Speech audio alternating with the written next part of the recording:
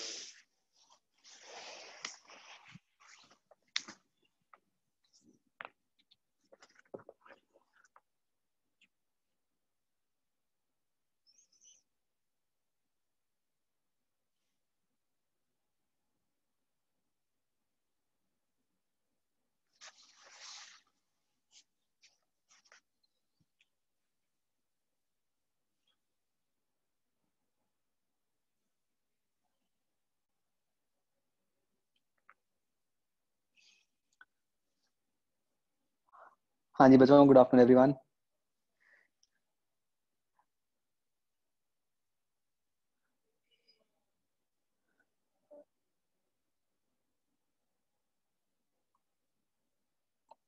बच्चों कौन से टेस्ट करें डिस्कस? फुल टेस्ट करने हैं हमें? क्या करना है?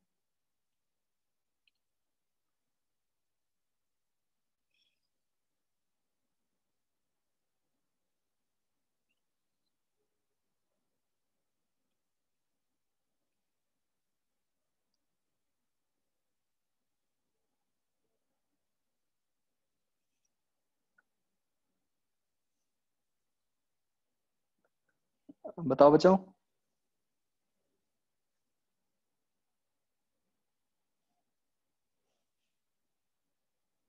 कोई टेस्ट हैं जो डिस्कस करने हैं हमें?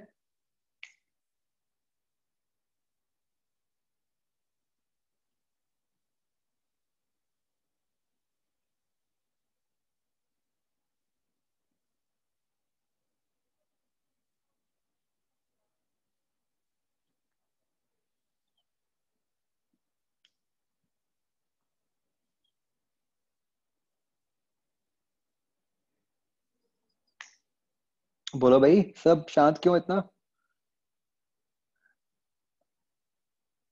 बता दो, कोई टेस्ट करना है डिस्कस?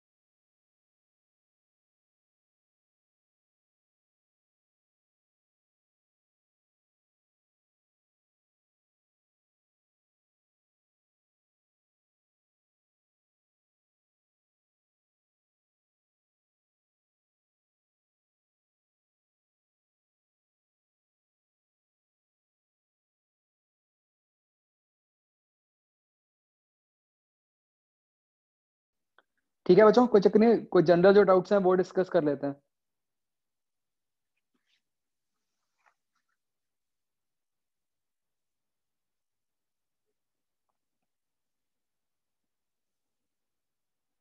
जो भी है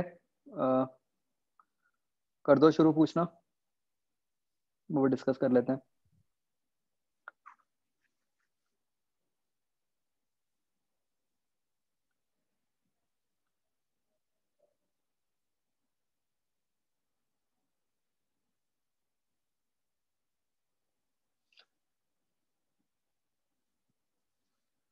एक ये जो क्वेश्चंस होते हैं मिक्सिंग वाले, मतलब ये जो, मतलब ऐसा कुछ होता है कि let's say you are given 5 gram ice at 0 degree plus 40 grams water at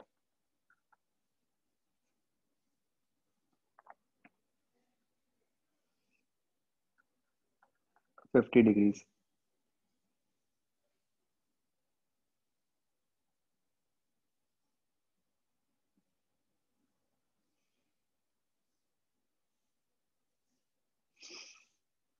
ठीक है।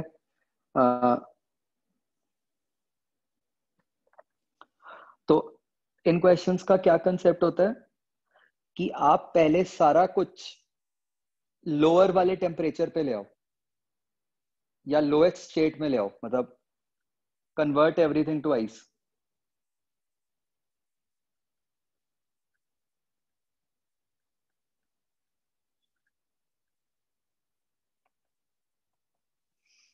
तो आप ये निकाल लो, अब आपकी जो 40 ग्राम वाटर है एट 50 डिग्री, उसको आपको कन्वर्ट करना है to ice at 0 degree.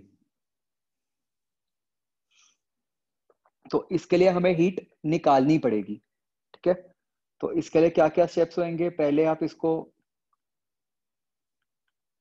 Water at 0 पे लेके आओगे और उधर से फिर ये आइस एट 0 बनेगा। वाटर एट 0 के लिए क्या हो जाएगा? एम सी डेल्टा टी 40 × 1 × 0 - 50, ये हो गया m × L। यहाँ हम माइनस लगाएंगे क्योंकि वाटर से आइस में कन्वर्ट कर रहे हैं, मतलब हीट निकाल रहे हैं। तो इधर से आ गया -2000, इधर से आ गया -3200। तो तो इतनी हीट निकाली है हमने। Heat taken this is -5200। तो अब आपके पास सिस्टम में है क्या? 45 ग्राम्स आइस। तो इस 45 ग्राम्स आइस को नाउ यू विल गिव, जितनी हीट निकाली थी इसको दे दो 5200। तो उससे आपको देखना पड़ेगा कि क्या हो रहा है, कि क्या सारी की सारी आइस वाटर में कन्वर्ट कर गई या कुछ पार्शियल करेगी। वो कैसे करोगे? आप पुट कर दोगे 5200 इज इक्वल टू m × 80। तो अगर तो भैया आपका m45 से ज्यादा आ रहा है तो मतलब सारी आइस हो गई, अगर 45 से कम आ रहा है तो मतलब पार्शियल आइस मेल्ट होएगी। ठीक है, वैसे इतना लंबा आने का चांस कम है। ठीक है, आपको ना, मतलब जनरली अगर पूछेंगे तो वो टेम्परेचर पूछेंगे। तो अगर तो आपको सारा आता है अच्छे से तो ठीक है बच्चों। नहीं तो क्या होता है, 90% ऑफ द टाइम्स ना ऐसे क्वेश्चंस में जो वो पूछते हैं, वो आंसर आपका ना, मतलब वो वाला होगा जो बाउंड्री वाला होता है, मतलब 0 या 100 वाला। अगर आइस वाटर का मिक्सचर दिया है तो आंसर 0 होगा, वाटर और स्टीम का दिया है तो आंसर 100 ही होगा। मतलब ये मैं सिर्फ तब बता रहा हूँ अगर आपको बिल्कुल यूज करना ना आए।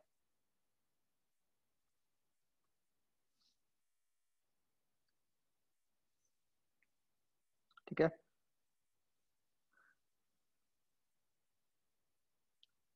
ओके। फिर एक बच्चों,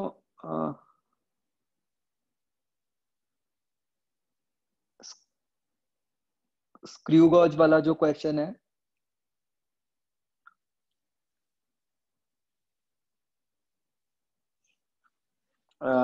आज तक एक बार आया है बच्चों। ठीक है, मतलब you can just remember to formulas. एक तो वर्नियर कैलिपर का,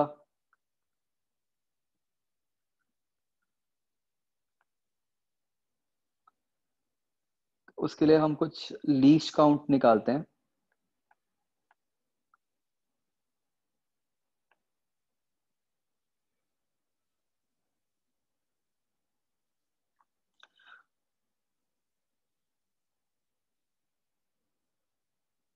that is given by main scale division over number of divisions of main scale plus 1.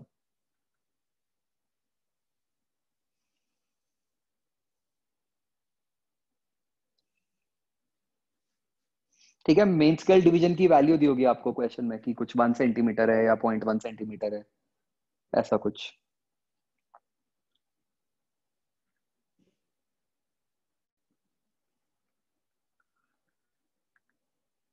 Screw gauge में बच्चों आपको एक तो दिया होगा number of divisions on circular scale, और एक क्वांटिटी दी होगी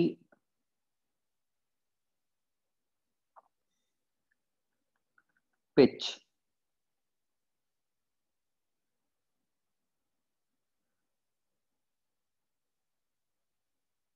ठीक है, पिच आप वैसे याद रख सकते हो, हेलिक्स जैसा ही है कि distance moved in 1 rotation.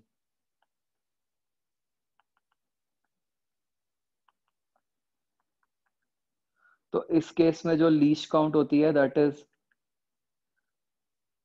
Pitch upon number of divisions.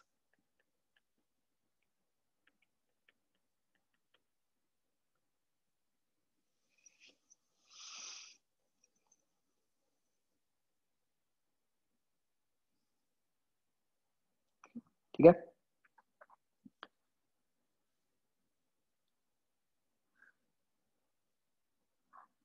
अच्छा. एक होता है बच्चों, मुझे बताओ बाकी लोग, ये सेंट्रीपीटल और सेंट्रीफ्यूगल में क्या डिफरेंस होता है?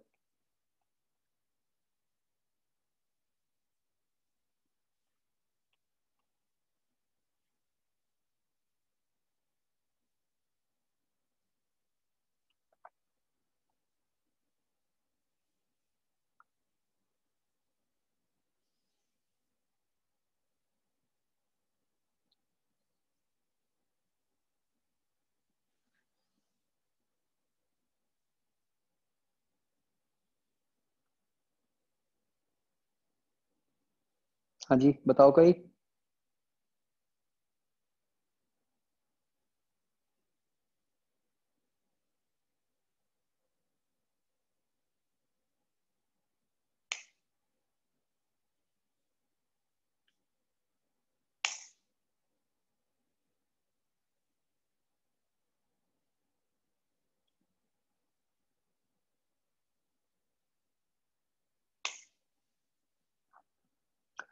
तो yes, centripetal is the force required to keep the body in circular path.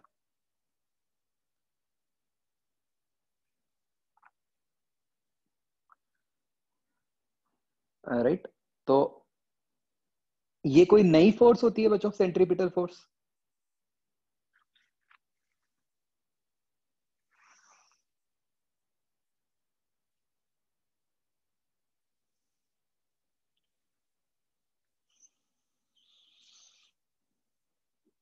Centripetal जो होती है, क्या वो कोई एक्स्ट्रा नई फोर्स है?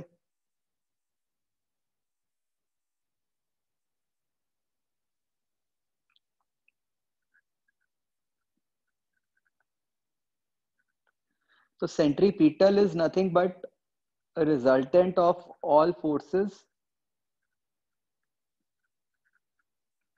Acting towards centre. ठीक है, इन सर्कुलर मोशन.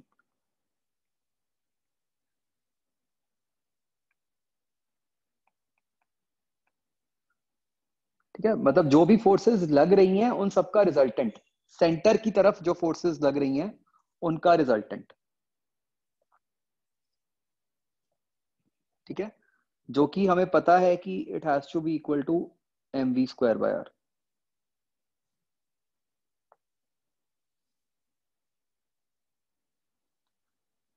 सेंट्रीफ्यूगल क्या होता है बच्चों? This is a pseudo force. ये कब होती है? This is applied when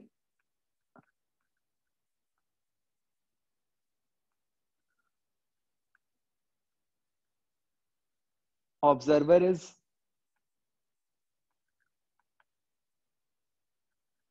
himself sitting on the rotating frame. मतलब सेंट्रीफ्यूगल फोर्स की कंडीशन ये है कि जो आपका ऑब्जर्वर है वो खुद घूम रहा होना चाहिए। तो मतलब एक बिल्कुल सिंपल सा एग्जांपल लेते हैं। जैसे हम कार के अंदर बैठे हैं और कार ने शार्प टर्न लिया, राइट? तो हम बाहर की तरफ जाते हैं एकदम। तो अब हम कार के अंदर बैठे हैं, मान लो हम ऑब्जर्वर्स हैं, हम कार के अंदर बैठे हैं। तो हमारे लिए जो फोर्स है जो हमें बाहर की तरफ धक्का मार रही है, that is the centrifugal force. ठीक है? जो ऑब्जर्वर बाहर खड़ा था, रोड पे खड़ा था, वो नहीं कह सकता कि आप पे सेंट्रीफ्यूगल फोर्स लग रही है। सिर्फ जो ऑब्जर्वर कार के अंदर बैठा है वो कह सकता है कि हाँ सेंट्रीफ्यूगल फोर्स लग रही है। ठीक है? मैं आपको कंसेप्चुअली बता रहा हूं कि अगर थ्योरेटिकल क्वेश्चन ही आता है, बाकी तो आप सॉल्व करते हुए तो जिस तरह से भी ले रहे हो अब वैसे ही लो। मतलब मैं वो नहीं अभी बताऊंगा, आप कंफ्यूज हो जाओगे।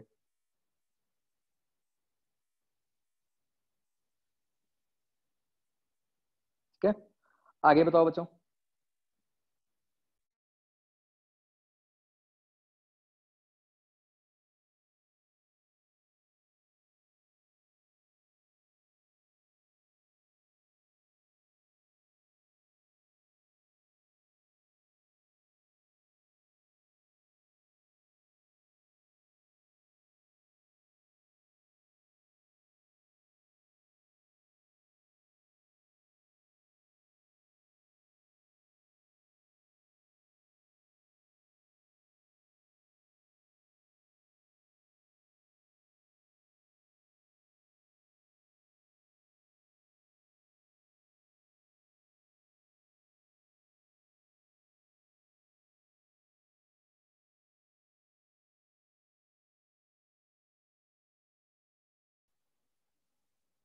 तो टेम्परेचर वाला एग्जांपल वही जो हमने सबसे पहले किया था, कि अगर उसमें ये पूछा होता कि फाइनल टेम्परेचर क्या है, तो आप ये कहते कि भी वो बाउंड्री वाला ले लो।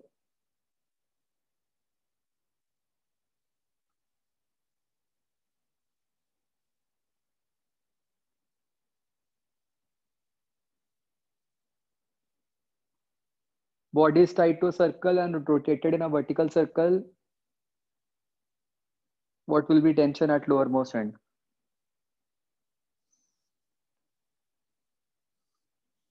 तो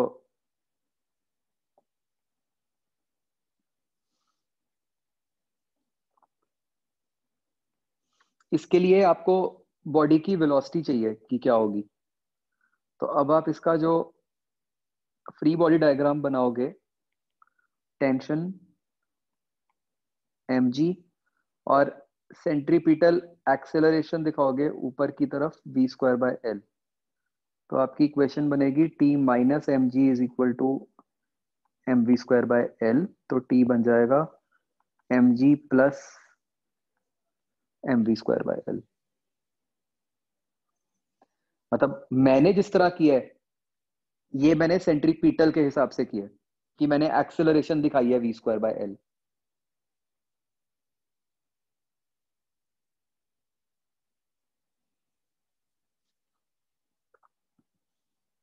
ठीक है? अगर सेंट्रीफ्यूगल के हिसाब से करना होता तो फिर आप फोर्स बाहर की तरफ दिखाते और फोर्स बैलेंस कर देते।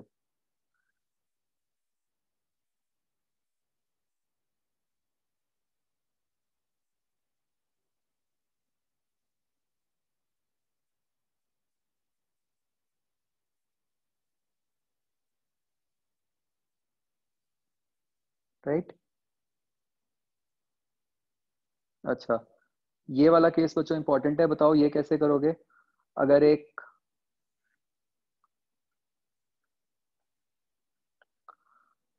मूविंग सोर्स है, किसी वेलोसिटी v से जा रहा है, सामने एक दीवार है,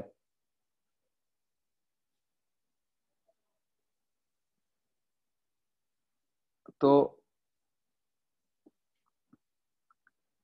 अगर अभी उसको फ्रीक्वेंसी, उसने फ्रीक्वेंसी एफ की साउंड प्रोड्यूस की, तो बताओ रिफ्लेक्ट होके जो साउंड आएगी उसके पास, उसकी क्या फ्रीक्वेंसी होगी?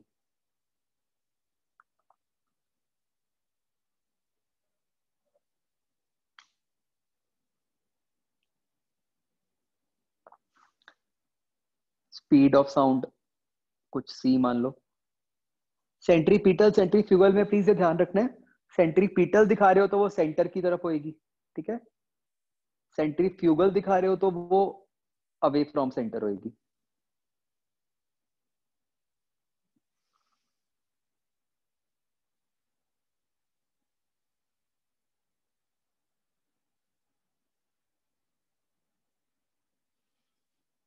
ये क्वेश्चन बताओ बच्चों, आपको बताना है कि सोर्स को क्या फ्रीक्वेंसी सुनाई दे रही है।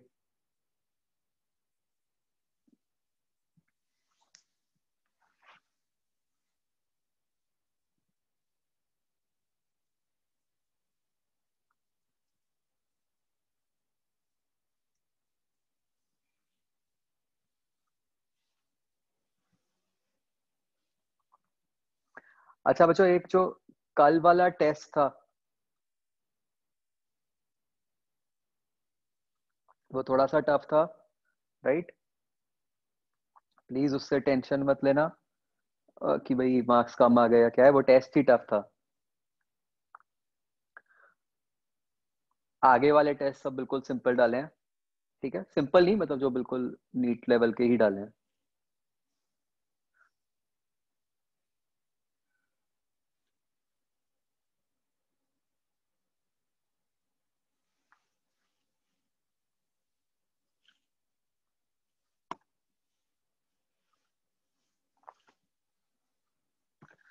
एक टेस्ट एक पेपर वही है, 2019 वाला है।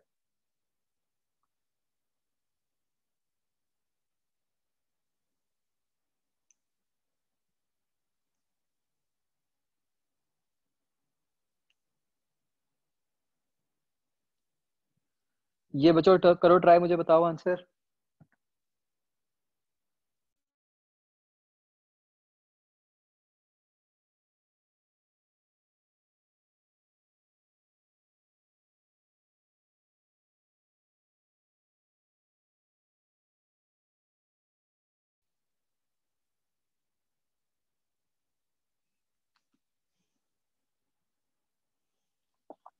तो इसमें बच्चों आपको क्या मानना होता है, आई थिंक आपने पक्का किया होगा। आप ये मानते हो कि ये जो क्लिफ है, दीवार है, जो भी है, this acts like a mirror.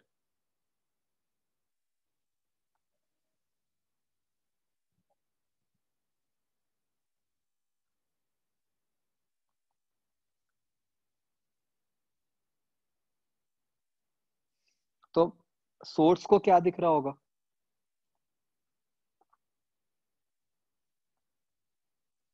कि ऐसे उसकी तरफ गाड़ी आ रही है, ठीक है। तो अब इसके लिए सोर्स क्या बन गया, इसके लिए सोर्स ये बन गया। तो this is the new source, and अब जो सुन रहा है,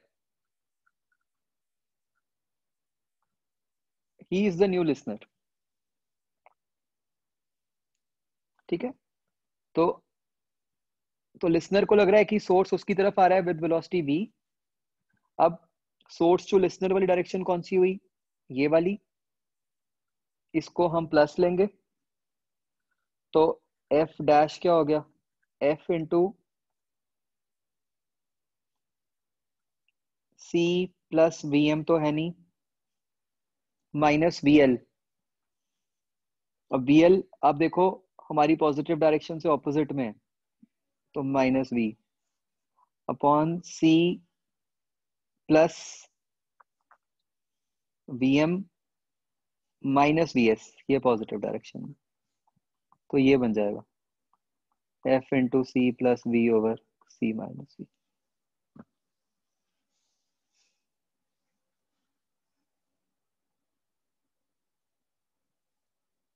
ठीक है जी,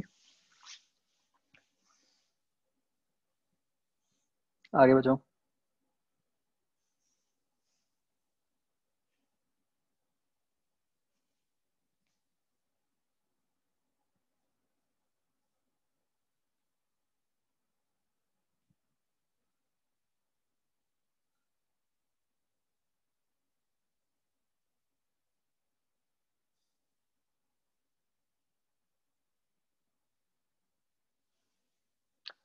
भव्य रोलिंग का स्पेसिफिक बताओ क्या कंसेप्ट है, ऐसे तो rolling is a very big thing.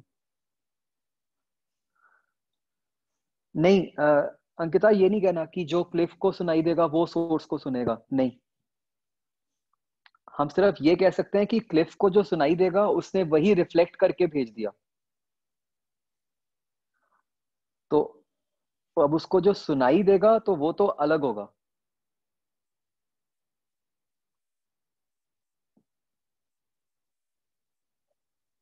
हमें ऐसे इसमें ये याद रखना है कि जो क्लिफ है it acts like a mirror.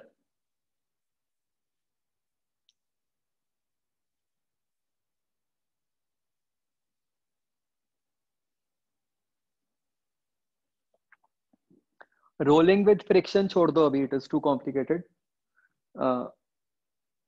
इस टाइम पे उसका पंगा मत लो। हाँ, आप 2 बार इक्वेशन लगा के भी कर सकते थे ये वाला क्वेश्चन।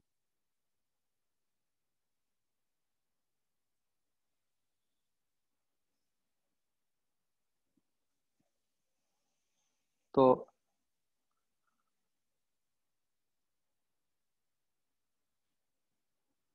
नहीं, उसमें क्या मतलब, रोलिंग तो बहुत कुछ है उसमें, तो moment of inertia, angular momentum, energy, क्या चीज। आप पर्टिकुलर क्वेश्चन पूछो, उतना मैं बता सकता हूँ अभी।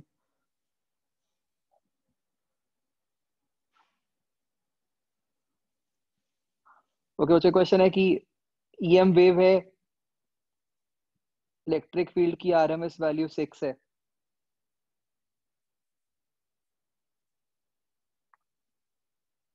तो what will be the peak value of magnetic field.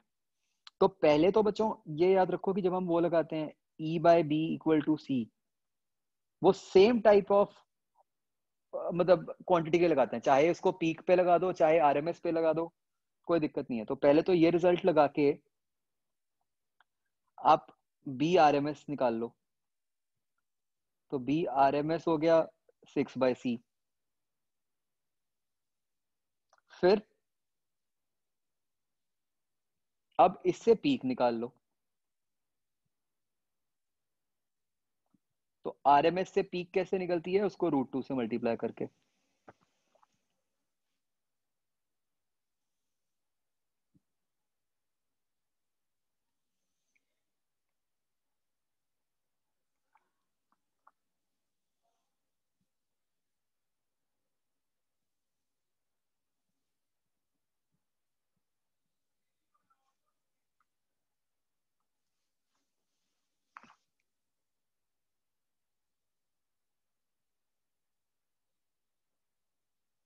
तो एक बच्चे इतना याद रख सकते हो कि प्योर रोलिंग में फ्रिक्शन का वर्क डन 0 होता है।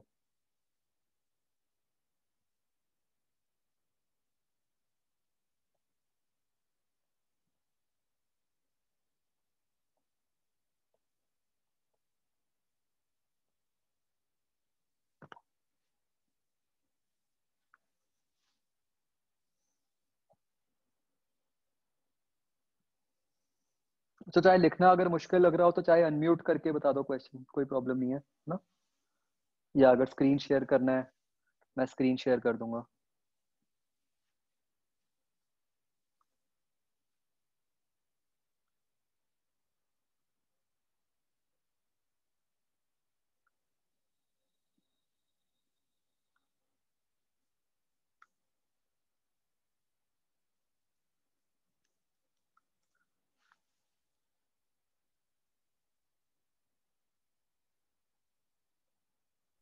ओके, तो बच्चे क्वेश्चन है कि 2 astronauts are floating in gravity free space, will they move towards each other or keep floating at same distance between them?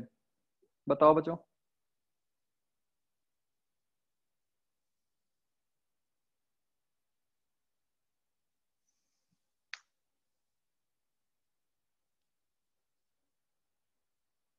इसमें ना थोड़ी सी एम्बिग्विटी है क्वेश्चन में। एक्चुअली ये क्लियर होना चाहिए कि अगर हम कह रहे हैं ग्रेविटी फ्री स्पेस, तो इसका क्या मतलब है कि क्या अर्थ की ग्रेविटी नहीं लग रही या कोई भी ग्रेविटेशनल फोर्स नहीं लग रही। तो अगर तो हम ये कहते हैं कि कोई भी ग्रेविटेशनल फोर्स नहीं लग रही, फिर तो ऑब्वियसली आंसर आएगा कि वो सेम डिस्टेंस पे ही रहेंगे। अगर हम ये कहते हैं कि अर्थ की ग्रेविटेशनल फोर्स नहीं लग रही बट आपस की ग्रेविटेशनल फोर्स लग सकती है, फिर ये आएगा कि भाई हाँ वो एक दूसरे की तरफ मूव करेंगे। तो वो थोड़ा क्वेश्चन से क्लियरली देखना पड़ेगा कि क्या लिख रहा है।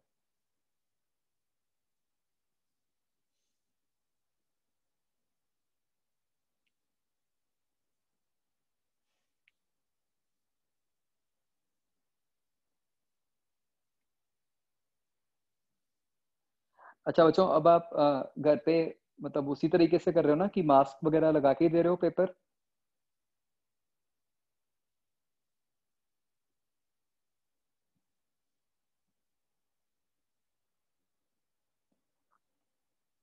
ठीक है।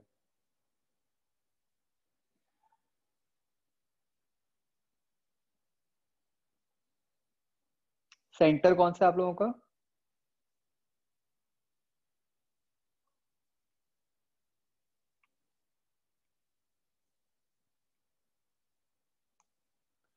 Gloves are not compulsory. Gloves आपकी इच्छा है, दे आर नॉट कंपल्सरी।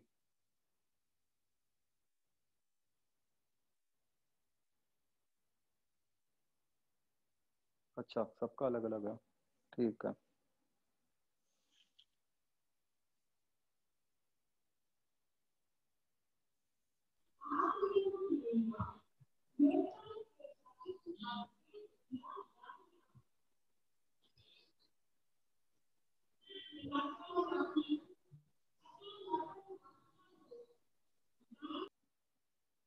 मैंने इसीलिए पूछा था बट एक्चुअली ऐसा लग रहा है कि बहुत सारे सेंटर्स हैं,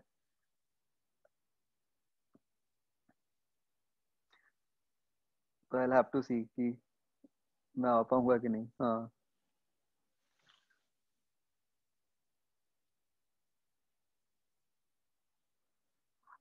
टेस्ट का टाइम 2 बजे है ना, और रिपोर्टिंग टाइम है 11:40, है ना?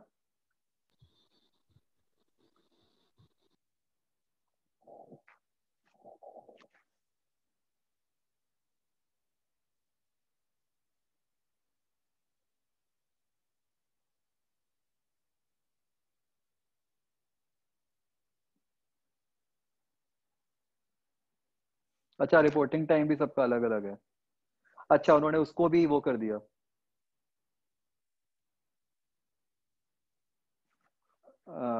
ठीक है, स्टैगर कर दिया ताकि जिसका, तो फिर तो आप अपने रिपोर्टिंग टाइम पे ही पहुंचो, उससे डिले मत करो।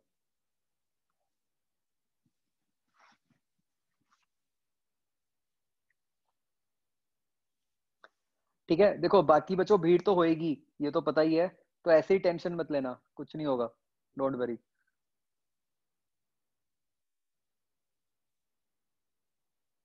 हो भी गया तो क्या है, घर पे ही बैठना है, वैसे भी तो घर पे ही बैठे हो, तो आराम से देखते रहना सीरीज, क्या दिक्कत है? ठीक है, तो मतलब अननेसेसरली अपने आप को उस टाइम पे बहुत मतलब टेंशन मत मत आना। रश तो होगा ही होगा।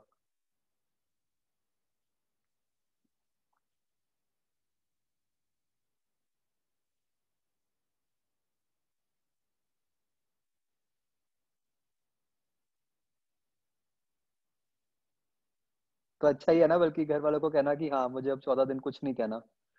मुझे जो करना है करने दो।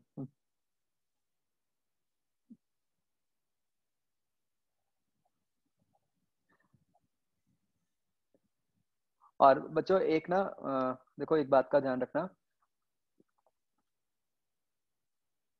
देखो, दो मेजर गलतियां होती हैं हमसे जब फाइनल एग्जाम आ रहा होता है। एक तो हम कई बार ना पता नहीं क्या होता है, हम फाइनल एग्जाम वाले डे अपनी कुछ स्ट्रैटेजी चेंज कर लेते हैं बेस्ड अपॉन कोई एक आधा दिन का कोई एक्सपीरियंस या कुछ की। मतलब मान लो आपने एक दिन पिछले दिन टेस्ट दिया है कोई, उसमें आपके मान लो फॉर एग्जांपल फिजिक्स से मार्क्स ज्यादा आ गए या कुछ भी, तो आपने सीक्वेंस चेंज कर दी अपनी उस दिन। तो ये बिल्कुल नहीं करना।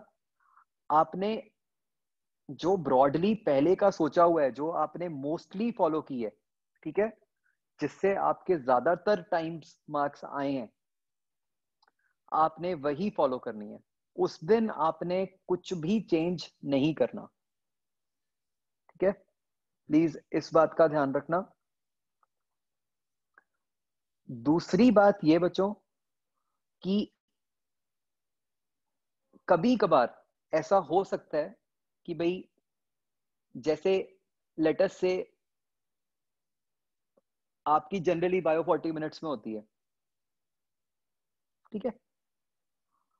अब मान लो फॉर सम रीजन उस दिन आपकी बायो 40 मिनट्स में नहीं हुई, थोड़ी टफ आ गई या जो भी हुआ, लेंदी आ गई, तो भी आपने 45 मिनट्स के बाद, मतलब मैं एग्जांपल ले रहा हूं कि अगर 40 में होती है तो 45 मिनट्स के बाद सब्जेक्ट चेंज कर लेना है। ठीक है, मतलब बातें लिंक्ड ही हैं, फर्स्ट और सेकंड। मेन मैं कहना यही चाह रहा हूं कि उस दिन कोई एक्सपेरिमेंट नहीं करना आपने। मतलब ये नहीं होना चाहिए कि हाँ नॉर्मली आप केमिस्ट्री को 1 घंटा देते हो, उस दिन आपने आधा घंटा दे दिया उसको या 1.5 घंटा दे दिया। उसमें टाइम वाइज जितना टाइम देते हो उतना ही देना है। इवन इफ अगर उसमें क्वेश्चंस कम भी होते हैं, थोड़े बहुत कोई 2-4 क्वेश्चंस की वेरिएशन आ भी गई, कोई चक्कर नहीं है, आप आगे बढ़ते जाओ। क्योंकि आपने अगर ऑन द स्पॉट कुछ भी एक्सपेरिमेंट किया, आपसे वो मैनेज नहीं होगा, आपको समझ ही नहीं आएगा कि फिर उसको करना क्या है। ठीक है, तो जैसे मोस्टली देते आए हो वैसे ही देना है। एक बात और बच्चों, बहुत बार ऐसा भी होता है कि टेस्ट में कोई ना कोई मिसप्रिंट होता है या गलती होती है। ठीक है, हर बार जो नीट का टेस्ट होता है उसमें आप ये मान के चलो कि पर सब्जेक्ट 2 to 3 करेक्शंस तो होती ही होती हैं। ठीक है, मैं आपको ये इसलिए बता रहा हूं कि मान लो कोई क्वेश्चन है जो आपका बहुत स्ट्रॉन्ग चैप्टर है या आपको आसान लगता है, उस चैप्टर से है, और उस टाइम पे आपका आंसर नहीं आया, तो हमारी नेचुरल टेंडेंसी ये होती है कि हम उस टाइम पे बहुत परेशान होना शुरू कर देते हैं। हम एक्स्ट्रा टेंशन ले लेते हैं ये सोच सोच के कि यार इस चैप्टर का ही नहीं हुआ तो बाकी तो मेरे से क्या होगा, बस मैं तो गया और ये सारा कुछ। और पता चला कि बाद में यार वो क्वेश्चन ही गलत था और वो कैंसिल हो गया, बच्चों बोनस मिल गया सबको। राइट, तो प्लीज अपने ऊपर कॉन्फिडेंस रखना है। जो अगर कुछ ऐसा आ गया तो सोच के चलो कि मतलब you have to be this much confident कि यार क्वेश्चन ही गलत होगा, कि मैंने तो अच्छे से किया हुआ है। उस टाइम पे ये ना हो कि हमने 15 मिनट लगा दिए कि यार ये क्वेश्चन तो मेरा होगा ही होगा, आंसर नहीं आ रहा, कैसे नहीं आ रहा। ये घबराना मत उस टाइम पे। ठीक है, नहीं तो वो ज्यादातर टाइम ना हमारे को इशू इस कारण से आता है कि हम उस इंस्टेंट पे कुछ ना कुछ मतलब जब ज्यादा किसी क्वेश्चन पे टाइम लगा देते हैं या कुछ है तो एकदम से बहुत पैनिक सिचुएशन क्रिएट हो जाती है।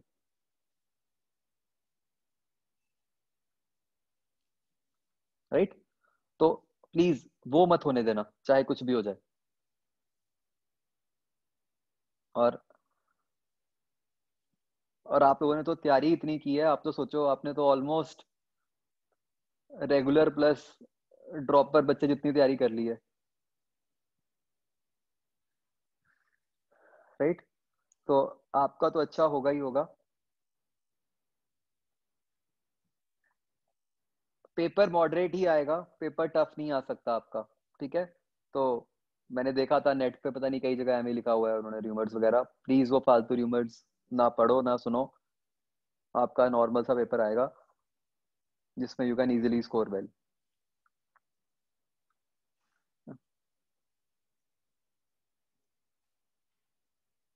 एंड मतलब आप सबने बहुत अच्छे से तैयारी की हुई है, आई नो दिस, मैं आपके मार्क्स वगैरह देखता रहता हूँ सारे। तो बिल्कुल आराम से दो, कंपोज तरीके से। ठीक है, सबका अच्छा होगा पक्का।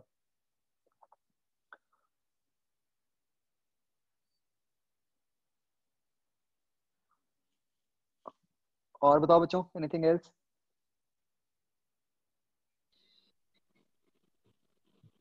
सर अगर फेज डिफरेंस किसी टाइम पे निकालना है तो पहले उस पे हम लोग उसकी वेलोसिटी और वो ओमेगा वगैरह निकाल के उसके बाद फाई का फॉर्मूला में पुट करेंगे ना, 2 pi by lambda into x करके। नहीं, फेज डिफरेंस तो आपको जो भी रिलेशन दिया हुआ है, हम्म। मतलब आपको कोई इक्वेशन दी होगी। हाँ जी सर, वो तो ठीक है, उससे तो हो जाते हैं, बट एक ना शीट में क्वेश्चन था कि उसमें मतलब इक्वेशन तो नहीं थी, कुछ ऐसे ही था कि उसके बाद बोला हुआ था टाइम 7.5 सेकेंड्स पे आपको फेज डिफरेंस निकालना है। हाँ, तो वो कुछ तो साइन कॉस वगैरह दिया हुआ होगा। सर कॉस में शायद इक्वेशन दी हुई थी, बट उसमें फाई की वैल्यू नहीं थी मतलब। हाँ, तो फाई तो वो होता है ना जो कॉस के अंदर दिया होता है, साइन या कॉस के हाँ अंदर, जी जैसे सर। जो भी ये के एक्स माइनस ओमेगा टी है हाँ जी, हाँ या जी। कुछ है, तो ये पूरी क्वांटिटी जो होती है दैट इज फाई। हम्म, तो मतलब आप तो इसमें पुट करके इससे डिफरेंस लोगे। ठीक है सर।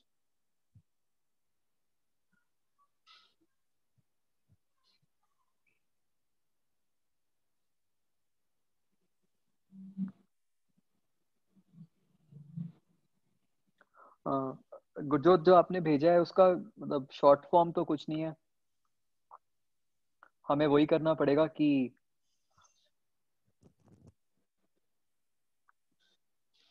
मतलब यही रिजल्ट लगाना पड़ेगा, वो h c by lambda is equal to h c by lambda naught plus half m b square. There is no other way.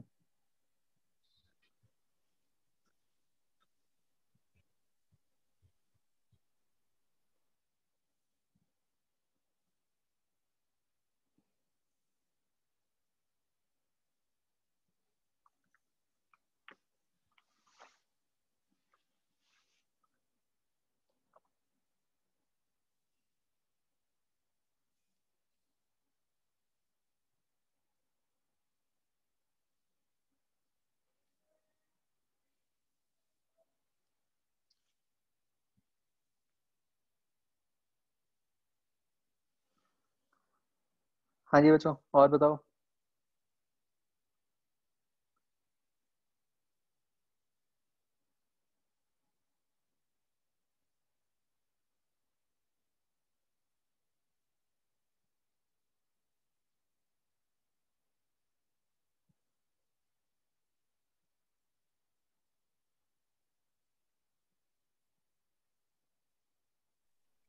Excuse me sir. Yes. Sir एक ऐसे क्वेश्चन होते हैं कि एलसी सर्किट में time period निकालना होता है कि कब दोनों की एनर्जी हाफ होगी या इसकी इसके 1/4 होगी, तो वो टाइम पीरियड कैसे निकालते हैं?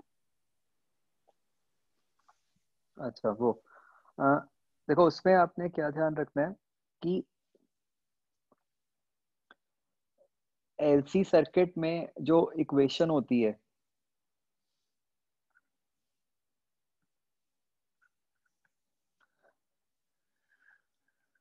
मतलब वो same equation as S H M होती है।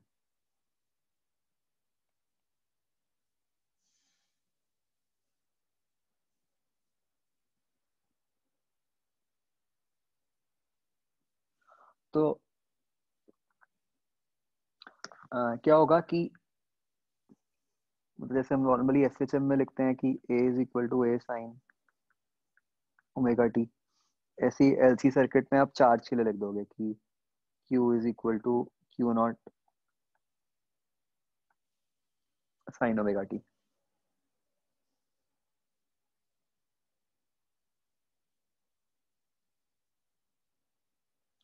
ठीक है। तो अब अब जैसे अगर ये देखना है कि जो एनर्जी है, जो एलसी सर्किट में कैपेसिटर के पास जो एनर्जी होगी वो क्यू स्क्वायर बाय 2 सी से आप देखोगे, तो अगर एनर्जी जो है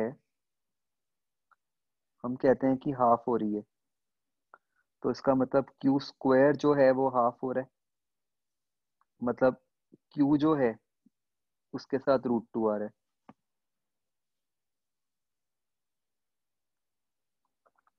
ठीक है।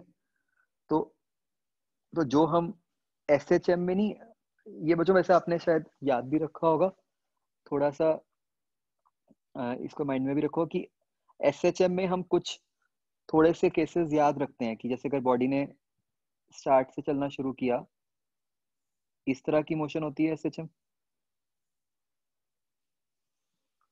है ना।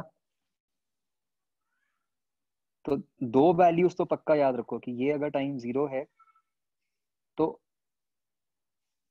जब a/2 डिस्टेंस हो जाता है तो टाइम होता है t/6। जब एक्सट्रीम हो जाता है तब क्या टाइम होता है t/4। और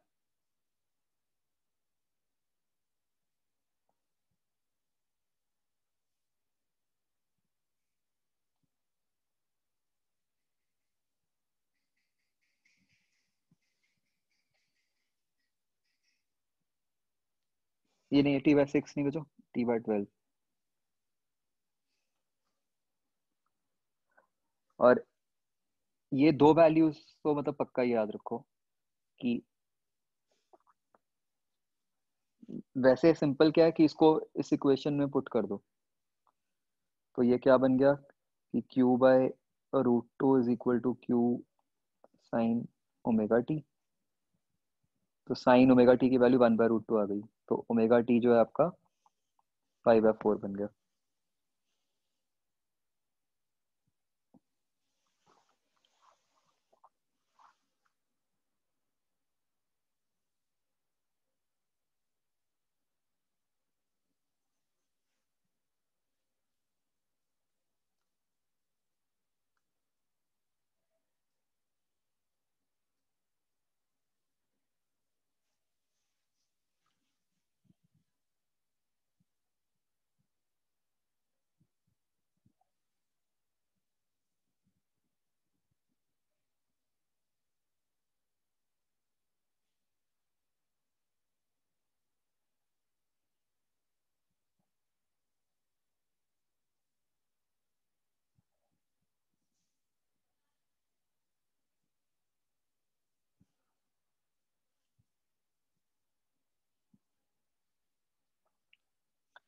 अच्छा बच्चों, एक ना आपका एक प्रीवियस ईयर का ये क्वेश्चन है, आपने शायद कहीं ना कहीं देखा होगा कि क्वेश्चन में ये दिया हुआ था कि a thin diamagnetic rod is placed vertically between the poles of an electromagnet। तो कोई इलेक्ट्रोमैग्नेट के पोल्स हैं,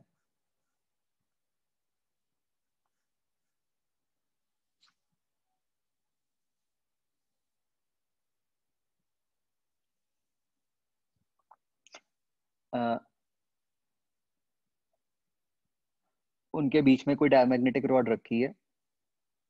तो वो जब मैग्नेट एक्टिवेट हुआ तो वो डायमैग्नेटिक रॉड जो है वो ऊपर की तरफ गई, वो रिपेल हुई। ठीक है, ये तो समझ आता है हमें कि डायमैग्नेट जो होता है वो मैग्नेटिक फील्ड से भागता है। तो उस कारण से रॉड के पास पोटेंशियल एनर्जी आ गई। तो अब हमें पूछा था कि ये पोटेंशियल एनर्जी कहाँ से आई है।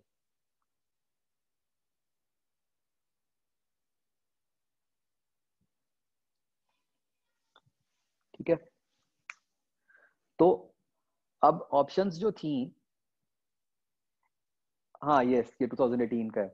तो ऑप्शंस जो थी इसमें एक ऑप्शन थी magnetic field,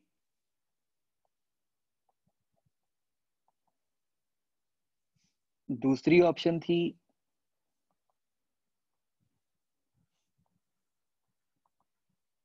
induced electric field due to magnetic field, एक थी ऑप्शन करंट सोर्स।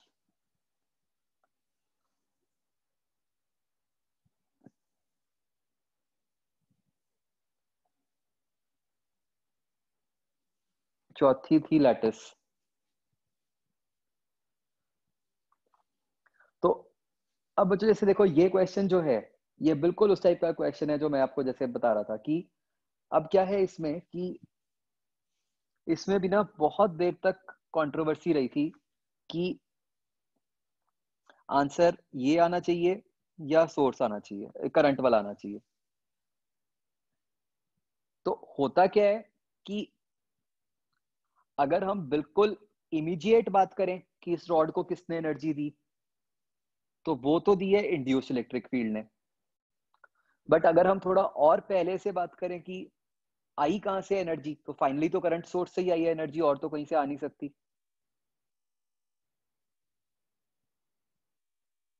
राइट? तो अब क्वेश्चन में उन्होंने किसी भी तरीके से क्लियरली लिखा नहीं हुआ। क्वेश्चन में तो सिर्फ ये लिखा हुआ है कि work required to do this comes from,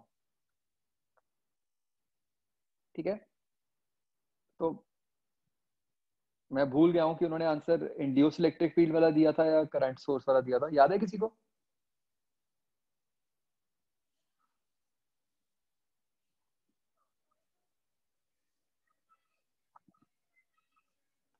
current वाला दिया था। तो वही है कि अब इन अ वे तो दोनों ठीक है। मुझे ये भी याद है कि चैलेंज होके भी एक ही आंसर रहा था, ऐसा नहीं हुआ था कि दोनों हो गए थे।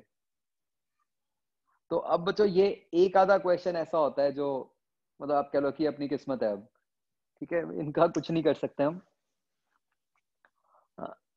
पिछले साल भी ऐसा था, कोई क्वेश्चन बायो में जिसका आंसर एनसीईआरटी में कुछ और दिया हुआ था, लेकिन उन्होंने जो एक्सेप्ट किया था वो कुछ और है। तो ये ऐसे एक दो क्वेश्चंस तो बस किस्मत पे ही डिपेंडेंट है, इनका आप कुछ नहीं कर सकते,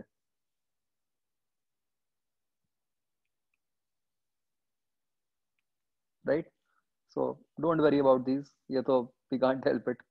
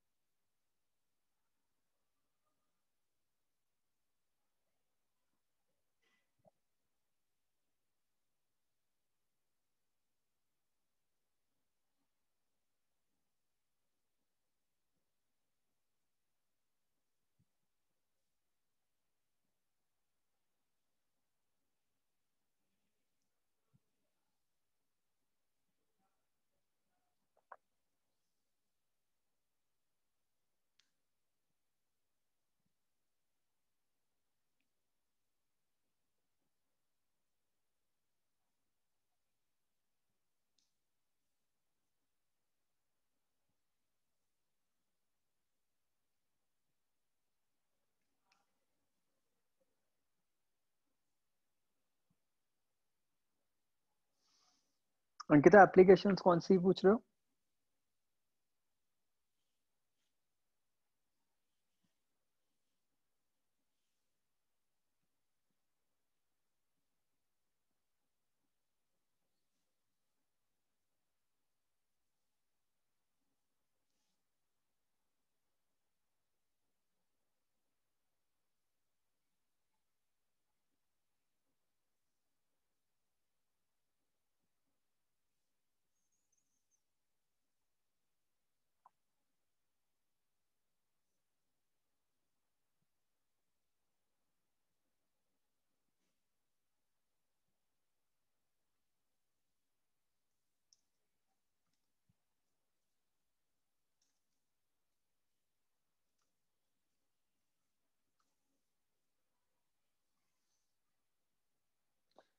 वो एप्लीकेशन तो ना आप बस मतलब in case you get time तो आपको बस मतलब ये जो हमारे स्टैंडर्ड डिवाइसेस होते हैं उनका ही देख सकते हो थोड़ा सा, कि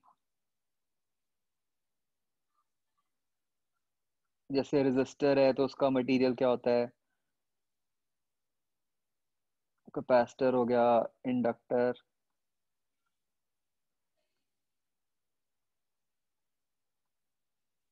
ट्रांसफार्मर, वो भी अगर आपके पास टाइम है मतलब, अदरवाइज तो ठीक है जो है।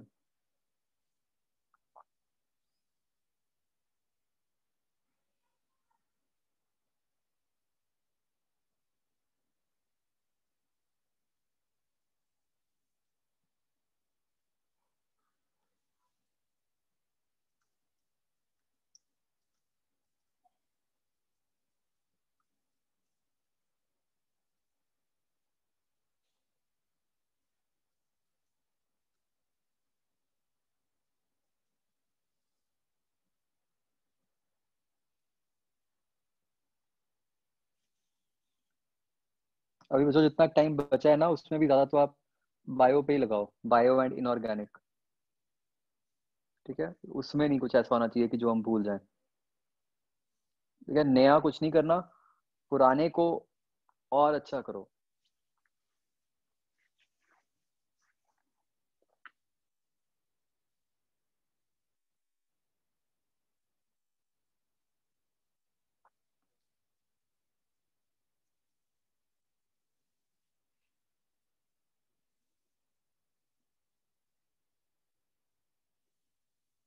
भव्य, आप ये पूछ रहे हो कि ऐसे कोई रॉड राइट को जा रही है और बी अंदर को है तो उस पर फोर्स किधर को लगेगी? सर करंट में हम इसकी तो करंट तो अपना एंटी क्लॉकवाइज आ जाएगा। किस केस में? इस केस में अगर करंट मतलब अगर हमें बी दिया हुआ है तो बी की तरफ अगर हम करें तो वो करंट एंटी क्लॉकवाइज, और इसमें फोर्स की डायरेक्शन कैसे देखेंगे? नहीं, करंट कैसे निकाला आपने? अभी तो रॉड है, इसमें तो करंट फ्लो ही नहीं करेगा। नहीं नहीं सर, उसका तो मैं जनरली पूछ रही हूँ भी, वैसे नहीं, मैं अगर वही कह हमारे रहा हूँ पास कि सिंपल केस हो। क्या केस, मतलब ऐसे तो कुछ सेंस नहीं बन रही, कुछ सर स्पेसिफिक इसमें बोलो। बस फोर्स की डायरेक्शन बता दो, इसमें कैसे देखते हैं? नहीं, मैं अगेन नहीं समझा, मतलब कैसे, मतलब सिचुएशन क्लियर ही नहीं हो रही। सर इस मतलब बस एक रॉड है, उसमें मैग्नेटिक फील्ड अंदर की तरफ है और बी इधर को जा रहा है, तो हमने फोर्स निकालनी है उस पे। तो अभी तो फोर्स लगेगी नहीं जब तक करंट फ्लो नहीं करेगा,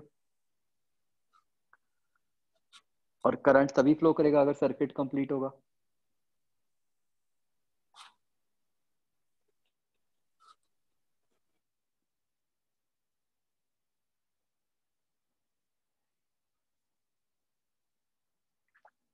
तो बच्चों मैं फिर से कह रहा हूँ, कुछ नया मत पढ़ना प्लीज। ठीक है, ऐसे ही मतलब कई बार होता है ना कि हम कोई टेस्ट कर रहे होते हैं, उसमें कोई चीज हमें दिख जाती है तो हमें लगता है कि ये पढ़ लो, तो मतलब कोई कंप्लीटली ऑल टुगेदर नया कंसेप्ट नहीं आपने पढ़ना।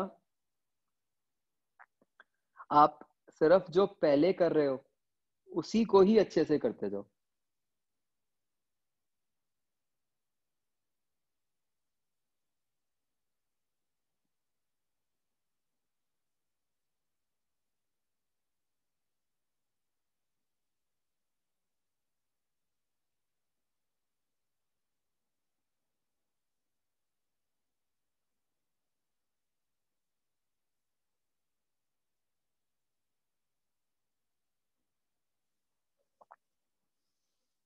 और बच्चों, एनीथिंग एल्स?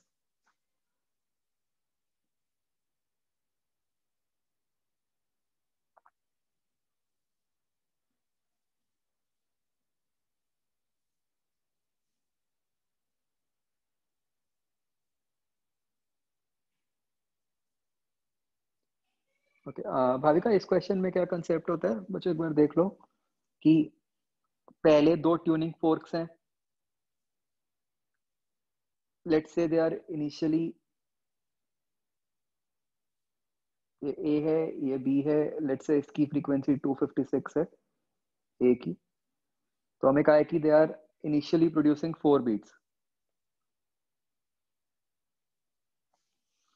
तो सिर्फ इतनी इंफॉर्मेशन से हम ये कह सकते हैं भाई बीट फ्रीक्वेंसी क्या होती है, mod of f2 minus f1। तो mod of f minus 256 is equal to 4। तो यहां से हमारी दो वैल्यूज आ जाएंगी, 260 एंड 252।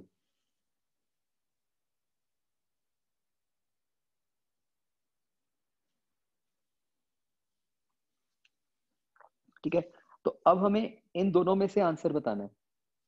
अब क्वेश्चन में ये कहा है कि A is slightly waxed, then they produce 2 beats.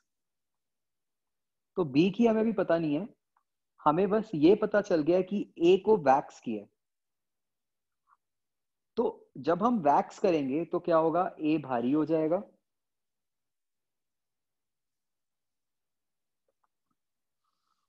तो अगर वो भारी हो जाएगा तो उसकी फ्रीक्वेंसी कम हो जाएगी 256 से। तो आप कुछ भी मान लो, 255, 254 एटसेट्रा, या बस ऐसे लिख दो 256। इसकी तो हमें पता ही है कि ये दो पॉसिबिलिटीज हो सकती हैं, 260 एंड 252। तो अब आपको एक बार सोचना होगा कि भाई किस केस में 2 बीट्स आ सकती हैं। तो आप सोचो कि अगर हम 260 वाला केस लेंगे तो 260 के साथ अगर मैं इसको लूंगा और ये नंबर तो मेरा 256 से भी छोटा ही होगा, तो जो डिफरेंस है वो तो 4 से बड़ा आएगा, तो 2 तो कभी आ ही नहीं सकता, तो इसलिए ये केस तो हो ही नहीं सकता।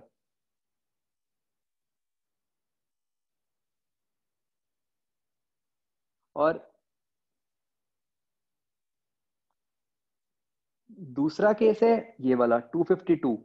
तो यस, 252 के साथ ऐसा पॉसिबल है कि अगर आपने 256 से कम किया तो वो 252 के साथ जब हम डिफरेंस लेंगे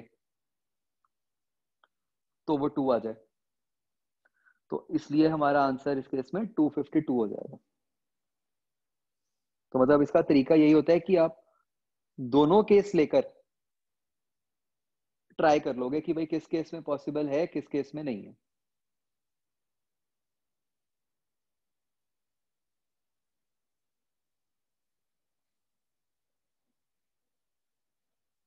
तो इसमें अगर मान लो मैं कोई केस मान लूं जिस कारण से करंट आई ऐसे जा रहा है ऊपर को, तो फिर फोर्स हम कैसे निकालते हैं, डीएल क्रॉस बी, मतलब डीएल होता है करंट के अलोंग, तो करंट क्रॉस मैग्नेटिक फील्ड करनी है।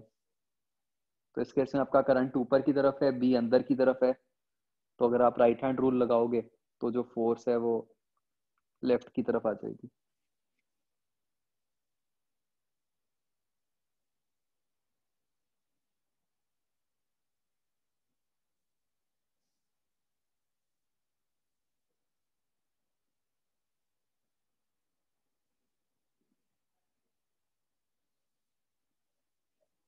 राइट हैंड रूल लगाया हमने, डीएल क्रॉस बी।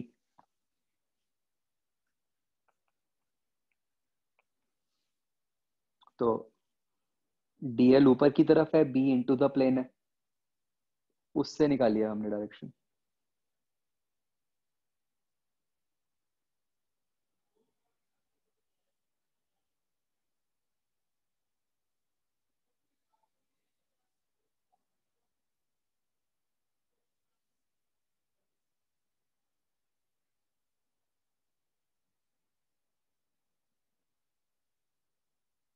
हाँ बच्चों, एनीथिंग एल्स?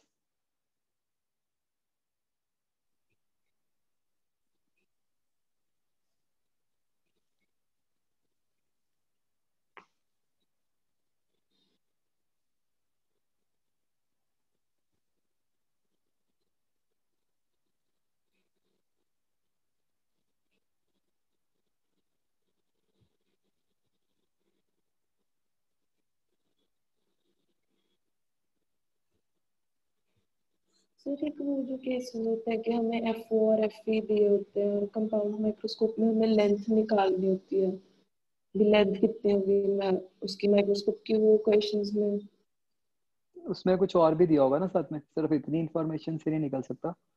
ये दिया होगा कि इमेज कहाँ पे बन रही है या कुछ। है तो है भी, मेरे पास वो क्वेश्चन अभी नहीं है इस टाइम।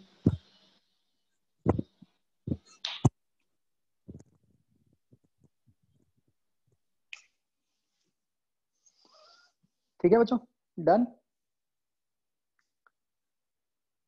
चलो, बेस्ट ऑफ लक बच्चों। ठीक है, बस एक हफ्ता रह गया, हफ्ता भी नहीं है, 6 ही दिन है, पूरा जोर लगा दो इस पे, राइट। फाइनली टेस्ट हो रहा है अपना, उसके बाद फ्री हो गया आप लोग, है ना।